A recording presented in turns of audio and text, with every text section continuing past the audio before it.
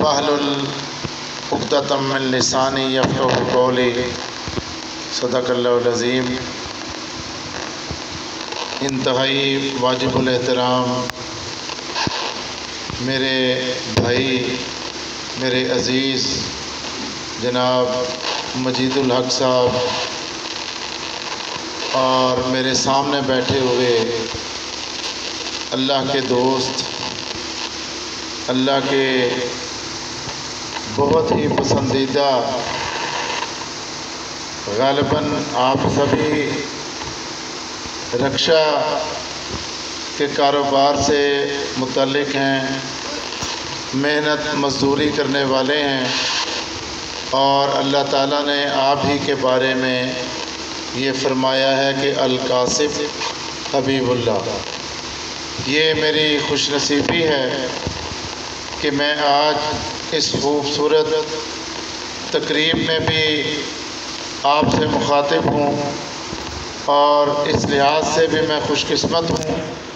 کہ میرے سامنے اللہ کے دوست بیٹھے ہوئے ہیں۔ میرے بھائیوں،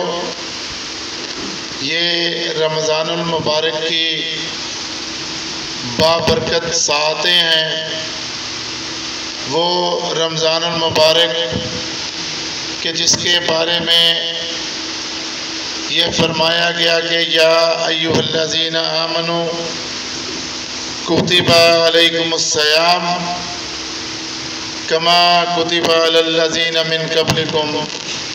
لعلکم تتقون، کہ اے ایمان والو، تم پر روزے فرض کیے گئے ہیں جس طرح کہ تم سے پہلی امتوں پر فرض کیے گئے تھے،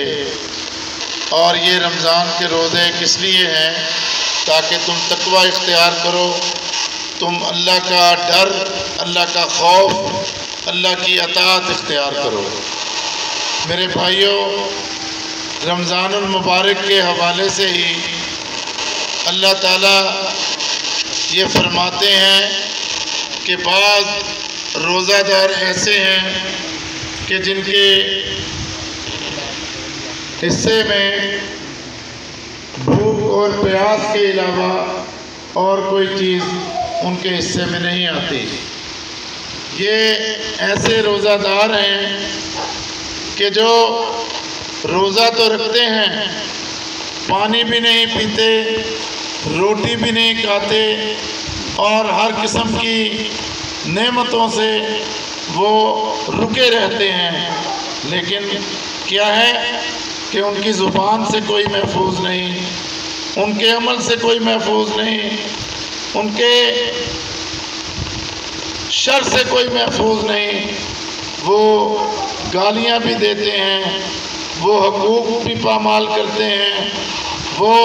اپنے بہن بھائیوں کے حقوق پہ ڈاکہ بھی ڈالتے ہیں، وہ فحش گوئی بھی کرتے ہیں، وہ بے ایمانی بھی کرتے ہیں،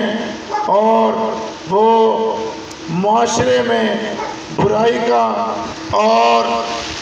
کسی برے عمل کا حصہ بنتے ہیں۔ میرے بھائیوں، یہ رمضان المبارک کہ جس کے بارے میں اللہ تعالیٰ یہ فرماتے ہیں کہ روزہ میرے لیے ہے، حالانکہ ساری کی ساری عبادتیں وہ اللہ تعالیٰ ہی کے لیے ہیں، لیکن خاص رمضان المبارک کے حوالے سے یہ اللہ تعالیٰ فرماتے ہیں کہ الصوم لی واجزی بہ، یعنی یہ روزہ میرے لیے ہے اور میں اس کا جتنا چاہوں گا اور جس کو جتنا چاہوں گا اتنا اس کو اس کا اجر دوں گا، ثواب دوں گا۔ بندہ غور کرے کہ روزہ تو ایک ہی طرح کی عبادت ہے، ہم ایک ہی طرح روزہ رکھتے ہیں، ہم ایک ہی طرح بھوک اور پیاس کو برداشت کرتے ہیں، لیکن یہ اللہ تعالیٰ نے کیا فرمایا ہے کہ روزہ میرے لیے ہے، اور جس کو میں جتنا اجر دینا چاہوں گا میں اپنی مرضی کے مطابق اس کو اس کا اجر دوں گا۔ تو اس کو سمجھنے کے لیے اگر میں یہ مثال آپ کے سامنے رکھوں کہ ہمارے بچے یا جب ہم تعلیم حاصل کر رہے تھے اور ہم امتحان میں بیٹھتے تھے یا ہمارے بچے امتحان میں بیٹھتے ہیں تو کیا سب کے 33 نمبر جو پاسنگ مارکس ہوتے ہیں وہ سارے کے سارے بچے 33 نمبر لیتے ہیں یا سارے کے سارے بچے 99 نمبر لیتے ہیں؟ نہیں، کوئی 33 نمبر لیتا ہے، کوئی 50 نمبر لیتا ہے، کوئی 70 نمبر لیتا ہے، کوئی 80 لیتا ہے، کوئی 85 لیتا ہے، کوئی 90 لیتا ہے، اور خوش قسمت ایسے بچے بھی ہوتے ہیں کہ جو 99 100 میں سے 99 نمبر لیتے ہیں۔ ایسا ہے کہ نہیں ہے؟ تو میرے بھائیوں، یہ روزہ بھی اسی طرح ہے۔ جس نے زیادہ اللہ تعالیٰ کے احکامات کی بجا آوری کرتے ہوئے روزہ گزارا اس کے 99 نمبر ہیں، اور جس نے روزہ تو رکھا لیکن بے ایمانی نہ چھوڑی، گالم گلوچ نہ چھوڑا، اور لڑنا جھگڑنا نہ چھوڑا، اپنے بیوی پر ظلم کرنا نہ چھوڑا، اپنے بہن بھائیوں کے حقوق کو سلب کرنا نہ چھوڑا، اور اسی طرح کی اللہ کی نافرمانی والے وہ کام کرتا رہا، تو بعض تو ایسے ہوں گے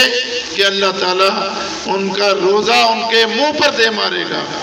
اور جنہوں نے ذرا کم کوتاہیاں کی ہوں گی ان کو 33 نمبر ملیں گے۔ تو کون سا طالب علم ہے کہ جو مشقت تو کرے لیکن فیل ہو جائے؟ اس کے منہ پر دے مارنے کا مطلب یہ ہے کہ روزہ اس نے رکھا ہے لیکن اس کو ثواب نہیں ملا، تو اس کا روزہ اس کے منہ پر دے مارا ہے۔ اور وہ بھی روزے دار کہ جس نے سارا کچھ تو کیا ہے لیکن نمبر اس کے 33 آئے ہیں، اس کے کھاتے میں 33 نمبر لکھے گئے ہیں۔ میرے بھائیوں، آپ اتفاق کرتے ہیں نا کہ وہ بھی کوئی آئیڈیل صورتحال نہیں ہے 33 نمبر لینا، آئیڈیل صورتحال 99 نمبر لینا ہے۔ تو میرے بھائیوں، آئیے آج ہم اس بات کا عہد کریں کہ آج بھی اور بقیہ رمضان میں بھی اور ساری زندگی میں بھی، اور جب تک ہم زندہ ہیں، ہم یہاں پر اس معاشرے میں موجود ہیں، ہم اپنے آپ کو اس ہر کام سے بچائے رکھیں گے کہ جس سے بچنے کا اللہ تعالیٰ نے حکم فرمایا ہے، اور ہر وہ کام کریں گے اور رغبت سے کے ساتھ کریں گے کہ جس کا کرنا اللہ تعالیٰ نے جس کا حکم فرمایا ہے۔ میرے بھائیوں، آخر میں جہاں اپنے یہ حفاظ، ان کے اساتذہ کرام اور ان کے پیچھے قرآن مجید سننے والوں کو مبارکباد پیش کرتا ہوں کہ یہ عظیم کتاب کہ جسے نسخہ کیمیا بھی کہا جاتا ہے۔ نسخہ کیمیا سے مراد یہ ہے کہ زندگی کے ہر پہلو کا حل اس کتاب میں موجود ہے۔ آپ کوئی بھی مسئلہ معلوم کرنا چاہیں، آپ اگر قرآن مجید کے ساتھ رابطہ رکھیں گے، رابطہ کریں گے، تو آپ کو آپ کے ہر مسئلے کا حل قرآن مجید میں موجود ملے گا۔ میرے بھائیوں، اس لیے اس کا سننا، اس کا پڑھنا اور اس کا علم حاصل کرنا یہ از حد ضروری ہے، اور یہ کسی ایک فرد کے لیے ضروری نہیں ہے بلکہ ہر اس فرد کے لیے یہ لازمی ہے کہ جو کلمہ پڑھنے والا ہے، کہ جو اللہ کو ماننے والا ہے، جو اپنے آپ کو مسلمان کہتا ہے۔ میرے بھائیوں، میں مزید جو ضروری بات کرنا چاہتا ہوں وہ یہ ہے کہ یہ دیکھا گیا ہے کہ حفاظ ماشاءاللہ چھوٹی چھوٹی عمروں میں قرآن پاک حفظ کرتے ہیں،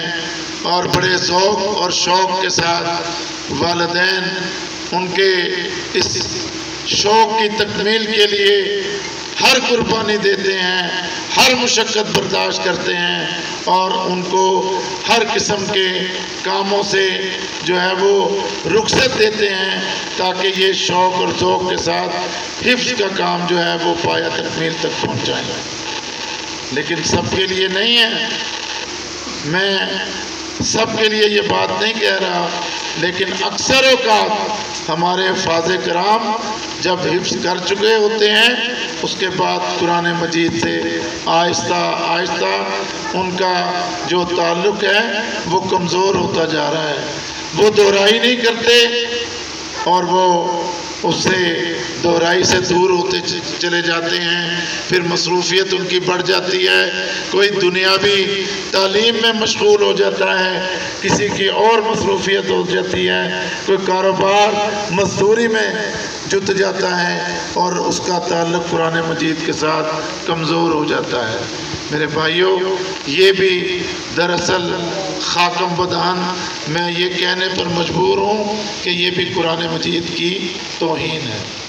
کہ جب قرآن مجید کو آپ نے حفظ کیا ہے تو اس کی فکر کرنی ہے کہ اس کو اپنے دل و دماغ میں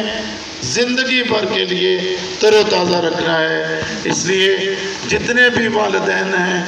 چاہے وہ میرے عزیزم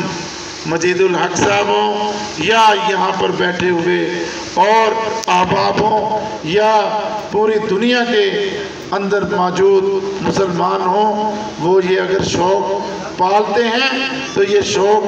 وقتی شوق نہیں ہے میرے بھائیوں، یہ مستقل اختیار کرنے والا شوق ہے، اور اس شوق کی تکمیل کے بعد مسلسل اس پر پہرا دینا اور اس کو یاد رکھنا، اور سب سے بڑھ کر میرے بھائیوں یہ قرآن مجید کوئی ایسی کتاب نہیں ہے کہ جس کو صرف حفظ کر لیا جائے، جس کو صرف سن لیا جائے، جس کی صرف تلاوت کر لی جائے، بلکہ قرآن مجید کا حق جو سب سے بڑا حق ہے وہ یہ ہے کہ اس کے اوپر عمل کیا جائے، اس کے مطابق اپنی زندگی اختیار کی جائے، اپنا کاروبار، اپنی نوکری، اپنی مزدوری، اپنی معیشت، اپنا انصاف اور معاشرے کے ساتھ تعلقات، اور اپنا اخلاق، اور اپنا یہ ٹی وی، اپنا یہ ریڈیو، اپنا یہ موبائل، اور اپنی ہر چیز کس کے تابع ہو؟ قرآن مجید کے احکامات کے تابع ہو۔ میرے بھائیوں، یہ ضروری ہے کیونکہ بیٹھے کسی نے نہیں رہنا، نہ ہمارے بڑے یہاں پر رہے نہ ہم نے رہنا ہے، بڑے چلے گئے، ہم جانے کے لیے تیار بیٹھے ہیں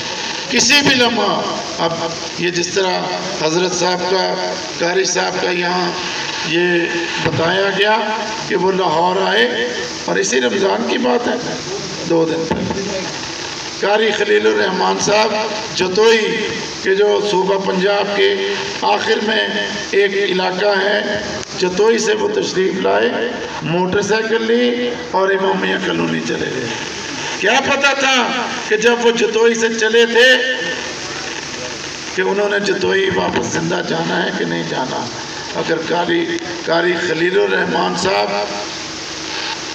کو یہ نہیں پتا تھا تو میرے بھائیوں، کیا مجھے اور آپ کو پتا ہے کہ آج جب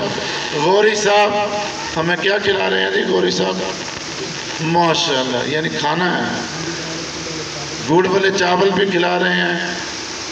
اور ٹھنڈا پانی بھی پلا رہے ہیں اور چکن قورمہ بھی کھلا رہے ہیں۔ مجھے بتائیے کہ کسی کو یہ یقین سے کہہ سکتا ہے کہ وہ یہ کھائے گا؟ کیا آپ یہ یقین کر سکتے ہیں کہ میں جو بات کر رہا ہوں، یہ جو میری بات 1 یا 2 منٹ میں ختم ہو جائے گی، کیا مجھے اور آپ کو یقین ہے کہ میں یہ 2 منٹ بھی زندہ رہوں گا؟ میرے بھائیوں، سامان 100 برس کا، پل کی خبر نہیں، ایک لمحہ پلک جھپکتے موت آتی دیکھی ہے، موت آتی ہے۔ میرے بھائیوں، اگر اس کی آئی ہے، اس کی آئی ہے، اس کی آئی ہے، تو کیا ہم نے کوئی ٹھیکہ لیا ہوا ہے کہ موت ہمارے قریب نہیں آئے گی؟ میرے بھائیوں، یہ گڑبلے چور پتہ نہیں ہمیں کھانے نصیب ہونے ہیں کہ نہیں ہونے. اگر یہ کھا لیے تو کس کو پتہ ہے کہ وہ واپس اپنے گھر بھی عافیت کے ساتھ پہنچ سکے گا کہ نہیں پہنچ سکے گا. یقیناً میرے بھائیوں آپ کا یہی جواب ہوگا کہ اللہ کو منظور ہوگا تو تبھی یہ ممکن ہے، اور اللہ کو منظور